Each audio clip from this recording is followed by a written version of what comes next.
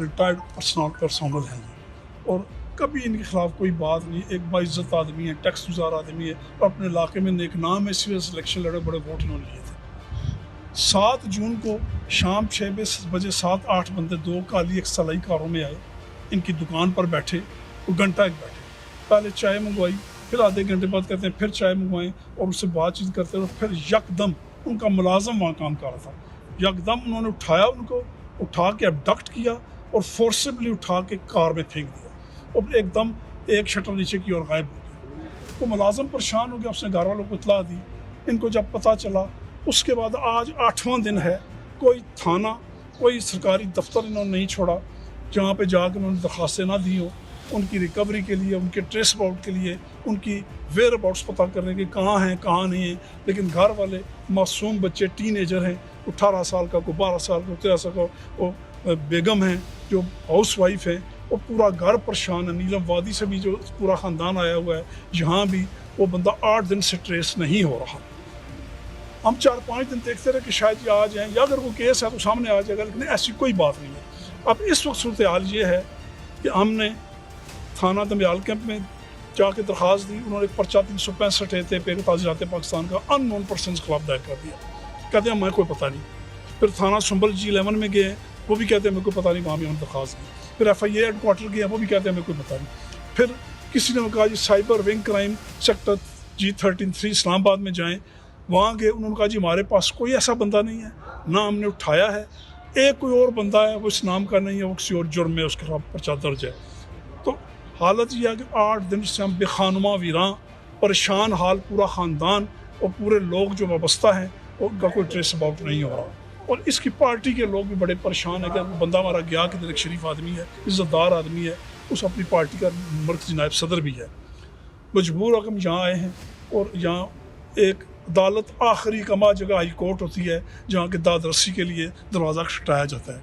और मुझे उम्मीद है कि जस्टिस मोहसिन अख्तर कियानी साहब ने जिस तरह आला इंसाफ का दर्जा मेयार कायम करते हुए अहमद फरहाद जो पॉइंट था उसको रिकवर कराया और उसका सामने आया कि उसको एजेंसियों ने उठाया हुआ था।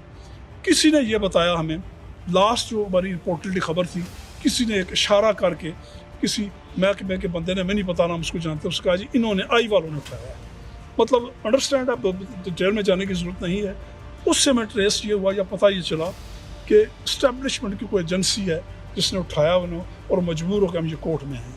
हमें इंसाफ की जस्टिस मोहसिन अख्तर कियानी साहब से पूरी तवक्को है, इंशाल्लाह इंसाफ करेंगे।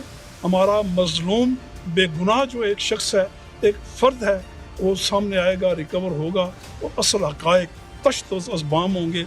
एजेंसियाँ को इस तरह के काम इस मुल्क में कर रही हैं। हम इस पाकिस्तान के शहरी हैं, हम पाकिस्तान के को टैक्स देते हैं, हमें पाकिस्तान से मोहब्बत है जी। ऑर्डर जो है बहुत अच्छा ऑर्डर उन्होंने किया है। उन्होंने कहा जी कि 21 तारीख की डेट डाली है उन्होंने अगले जुमे की, और जस्टिस साहब ने ये कहा sector commander Rawalpindi, sector commander Islamabad, sector commander Azad Kashmir ये रिपोर्ट पेश करें डिटेल में, ये बंदा कहाँ है, किधर है, और अगर है उनकी 10 मुद्दे बात उसको पेश किया जाए कोर्ट में। उसके अलावा secretary interior Pakistan, secretary defence Pakistan को भी नोटिस भेजे हैं कि डिटेल रिपोर्ट ले के तो सबमिट करें, और 21 तारीख को अपने डेट फिक्स की है। मैं इंशाल्लाह उम्मीद है कि 21 तारीख तक कोई ना कोई इस बंदे के वेयर अबाउट ट्रेस हो जाएंगे। कश्मीर के अवाम, रियासत जम्मू कश्मीर के अवाम मर मिटे हैं पाकिस्तान के लिए, पाकिस्तान से बेपनाह मोहब्बत करते हैं, पाकिस्तान के साथ वाबस्तगी है।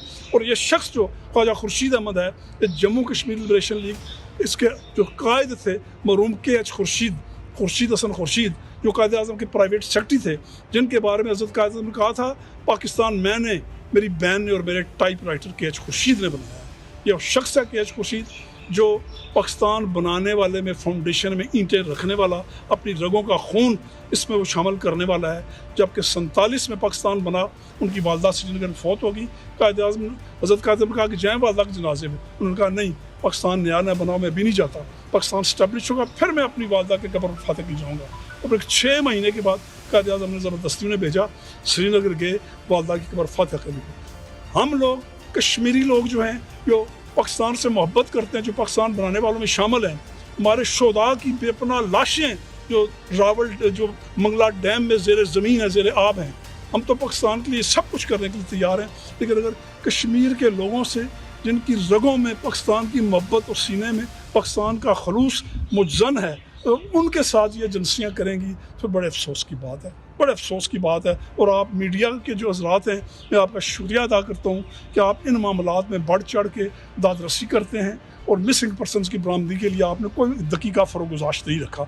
मैं आपका फिर शुक्रिया अदा करता हूँ। ये मालूमात हुकूमत की तरफ से आई तो एक तो ये 3 केसेस की बात हुई। दूसरी बात कि मैंने कोर्ट को आगाह किया कि पिछली डेट पर अटॉर्नी जनरल ने फिर से एश्योरेंसेस दी थी कि कोई लापता नहीं होगा और जो होता है तो उसे घर यूनाइट किया जाएगा अपनी फैमिली के साथ। लेकिन कोई 6 से ज़्यादा बच्चों को जबरन लापता किया गया बलूचिस्तान से, खुजदार से, क्वेटा से। अभी तक उनमें से एक बच्चा अनीसुर रहमान अभी तक लापता है। तो उनकी भी सारी तफसीलात हमने कोर्ट को दी। और अफसोस की बात है कि जो गवर्नमेंट की तरफ से आते हैं वो हमेशा यही कहते हैं कि जी हमें वेरीफाई करना है, जैसे कि हम कोई झूठे इल्ज़ाम लगा रहे हैं, जैसे कि हमारा कोई इसमें ज़ाती मफाद है। हम ह्यूमन राइट्स इश्यूज़ को अदालत में इसलिए ला रहे हैं क्योंकि अगर हुकूमत अपना काम करती सही तरह तो फिर हमें अदालत आना ना पड़ता।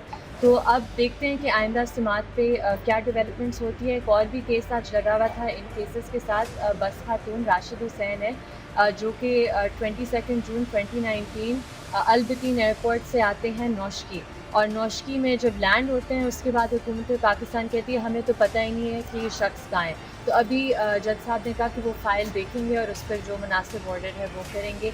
तो हम पूरी उम्मीद है कि इंशाल्लाह अदालत से कोई ठोस फैसला आएगा। अच्छा मैडम, एक तासुर किया जाता है कि अदलिया जो है मिसिंग पर्सन के हवाले से कोई पेश रफ नहीं करती, क्योंकि अभी जो चल रहा है, आपने लास्ट केस देखा कि शहर जो अहमद फराद है उनका भी वो हुआ, तो आप इस चीज़ से मुतमईन है कि अभी अदलिया जो है इस पर स्टैंड ले लिया मिसिंग पर्सन के हवाले से? देखिए, मेरी राय में कुछ अदालतें हैं जो बहुत अच्छा काम कर रही है मिसिंग पर्सनस के इशू पर, जैसे ये अदालत जहाँ ये केसेस ज़ेर समाअत है और जहाँ बहुत लोग रिकवर भी हुए हैं इस अदालत की एफ़र्ट्स की वजह से। लेकिन बहुत सी अदालतें हैं जो ना तो अपनी ज़िम्मेदारी समझती हैं मिसिंग पर्सनस के केसेस के हवाले से, और वो एक एपैथी भी रखती है, यानी वो एम्पैथाइज़ नहीं कर पाती उन फैमिलीज़ के साथ। तो वो अफसोस की बात है और उन अदालतों को भी इस अदालत और इस जैसी अदालतों से सीखना चाहिए। बहुत थैंक यू।